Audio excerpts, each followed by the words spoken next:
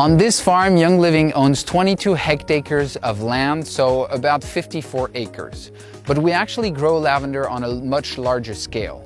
And to understand why we have all this lavender growing here, you must understand the history a little bit of this farm. Everything started about 30 years ago for the French farm. My father at the time had just started distilling lavender here. Except he was looking for buyers that were interested in quality essential oil. And at the time, most of the buyers were for the perfume industry that didn't care about quality. So my father took some of his lavender and decided to go to the US to a health convention looking for someone interested. And this is where he met Gary Young. It was just a few short weeks after that Gary actually came to France wanting to learn everything he could on the different distillation techniques and the lavender.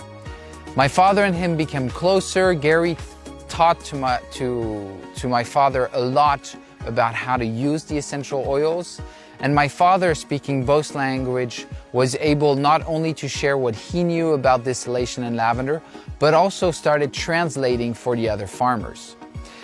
Gary started coming more often to this south of France region and became closer and closer with many of the farmers and actually became friends with a lot of them.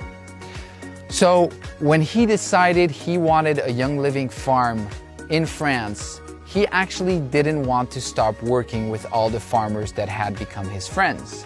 And this is how the French farm started, as a sort of co-op. We, as Young Living, purchased our own land so that we could plant all the regional plants and study them and learn how to get the best essential oil out of them. But we also continued working with all of the local farmers that were very close to and dear to us, making sure that they follow our standard seed to seal and making the best quality oil.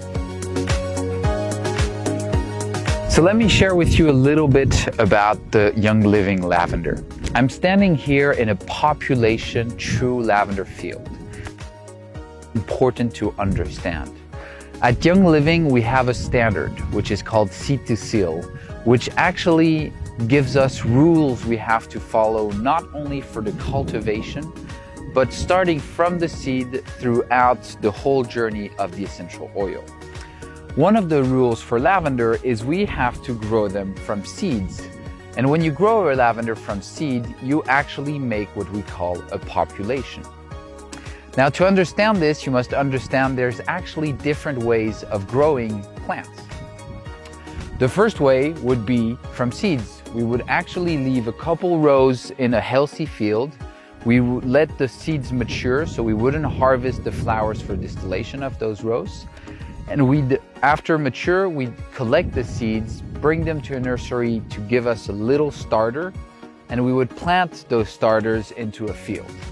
And when you do this, each seed is actually unique, and it will create a unique plant in all your field. You can recognize a population lavender from the fact that each is unique, because each of those plants will have different size and will actually have different colors. Find even white lavender, deep purple, violet, or blue lavender in a population lavender field. Everybody is unique. Another way you could grow lavender would be to make a clone. This isn't something very complicated or done in a lab. It's actually something that most of you have done before. If you've ever trimmed a tree branch, put it in water, replanted it, or cut a basil stem, let it grow roots and planted it again, when you do so, you haven't created a new plant. You've actually made an exact copy, a clone of the original plant. Now with lavender, it's a little bit similar. Someone could go in a population lavender field like this one, walk around and look for the biggest plant, because the biggest plant would actually mean the biggest yield. He would select a plant, and from this plant, you would cut all of the stems of that plant, bring them to a nursery, and each of those stems would become a new plant. And you would plant a whole field just from the clones of this lavender, which would mean all of the plants in that field would be the same size, the same color, and would produce the same oil. With the population from seeds, each individual plant is different and will produce a different essential oil.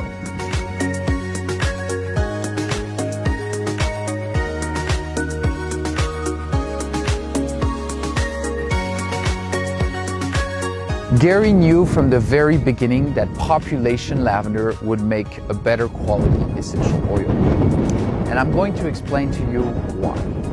There's two main reasons. The first thing will be the quality of the essential oil itself. Each of those plants are unique, producing a unique essential oil. So when you go and harvest this field, you bring all of this diversity together to make a more full essential oil. And you also balance out the difference in each plant. So if one plant has a little too less of one molecule or another has a little too much of another, when you bring them together, you will balance everything out. And this is what you get with a population lavender field. With a clonal lavender, like I said, each plant are actually the same size, smell, and produce the same oil. So you don't get this diversity at all. Not only that, but also clonal lavender are usually selected, like I said, for a much better yield and not for the quality of oil they actually have. So in the end, you have a field that produces a lot more oil, but with no diversity, and the quality isn't the most important factor for the person that selected it. The second reason why population lavender is so important is for the sustainability of the plant. The fact that we collect seeds means that we actually let the plants transfer information to that seeds on how to adapt and evolve over time. In a population field, certain plants will die off of a disease or because they can't resist a certain change in climate or in soil. But the others will live on and we will collect seeds and continue growing, letting the lavender evolve, adapting to difference in this ecosystem. Now with a clonal lavender, this cannot happen. It is exactly the same plant as when it was selected. Most of the clones you actually find in France were 40 or 50 years old. So this means they have not changed till then. Everything else has changed, but they're exactly the same as 50 years ago. At Young Living, we actually are one of the last to grow population lavender. More than 80% of the world's population lavender is us. Others have moved on to clonal for the better yields, but we're very proud to continue this on. Proud to continue Gary's legacy to have a sustainable plant for the future and have the best quality oil in the world.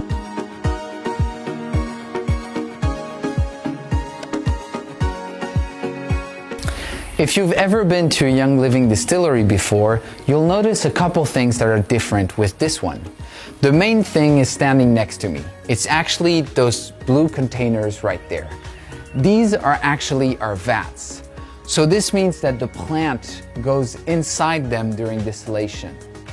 We have 7 of these vats. So we have 2 that can be at the distillery and 5 that can be out either traveling or in the fields getting filled. The way we can do this is that we will bring different vats to different farmers. They will fill them, we will bring them back here and distill.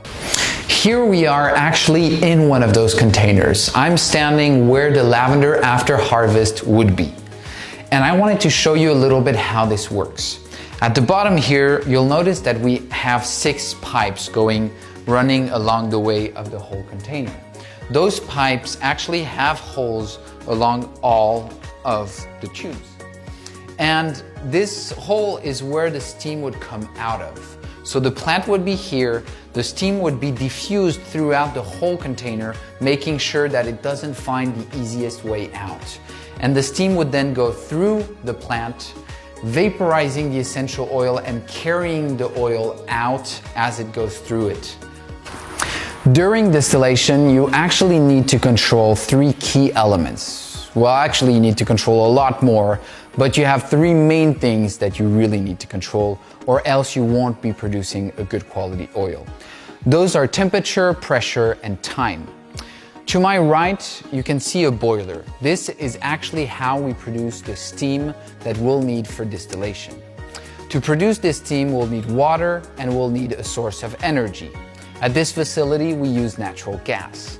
The gas will heat the water into steam, and from this boiler,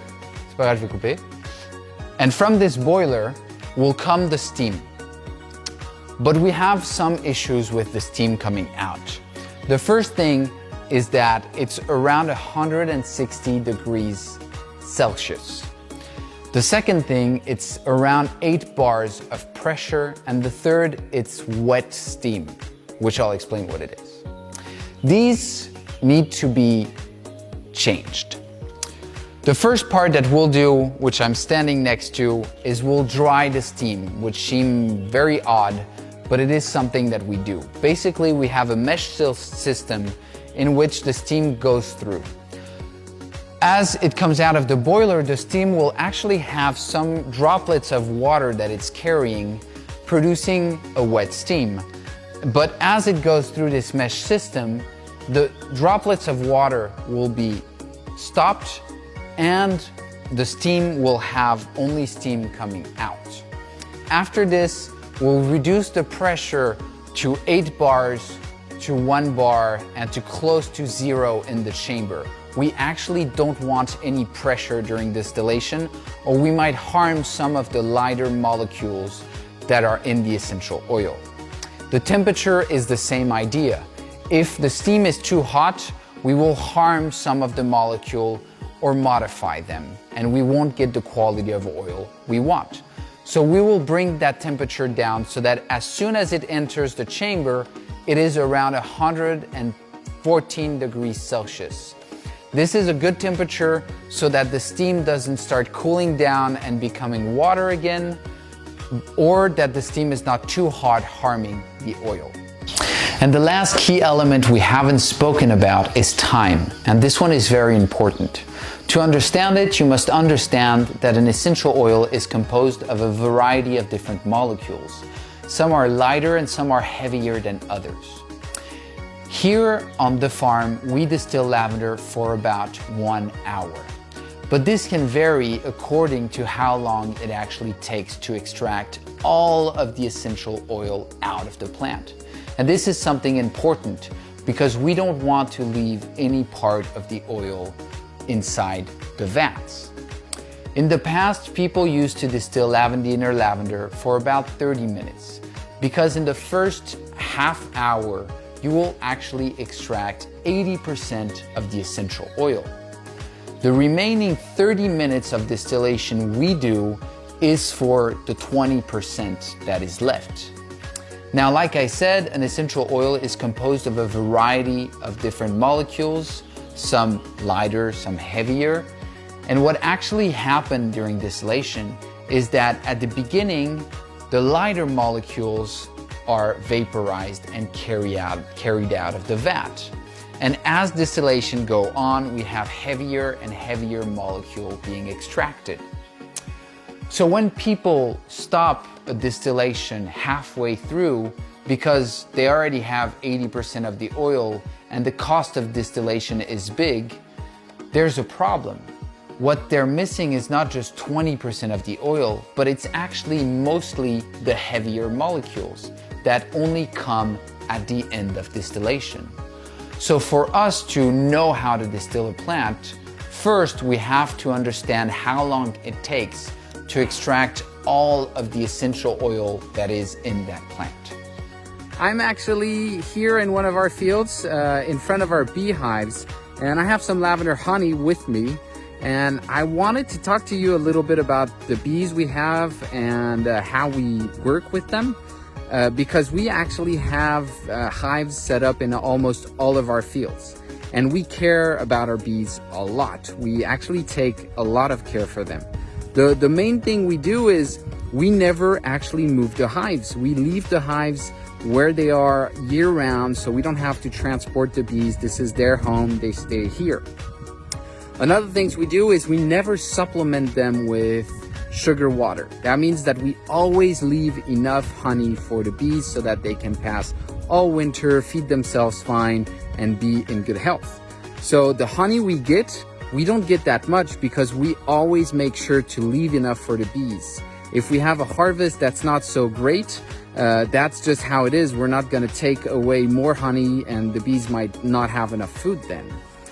We also have brush systems in front of all of our cutting machines. So when we harvest the field like the one behind me, we would actually have a little brush that goes in front of the harvester. So to push away the bees before we cut so we can't harm any of our bees. The bees are so important for pollination. They're so important for a lot of things around here. So we want to make sure that we take extra care. The main reason we have bees is not really for the honey, actually.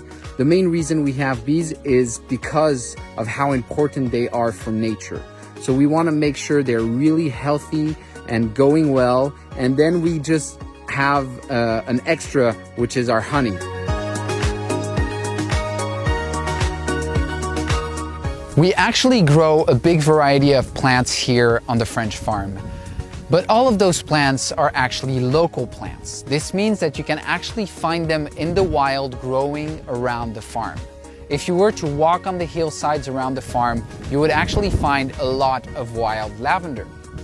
Now, to name a few of the other plants we grow here, we have oregano, hyssop, clary sage, helichrysum, rosemary, and einkorn.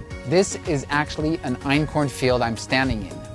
We grow einkorn first because it's delicious, and secondly because it's an amazing rotation crop for lavender. Rotation means that after we've had lavender for a field for a maximum of 10 years, we will take the lavender out and we'll plant einkorn for at least 2 years, bringing back different nutrients to the soil, adding organic matter to the soil before planting lavender or another crop in it.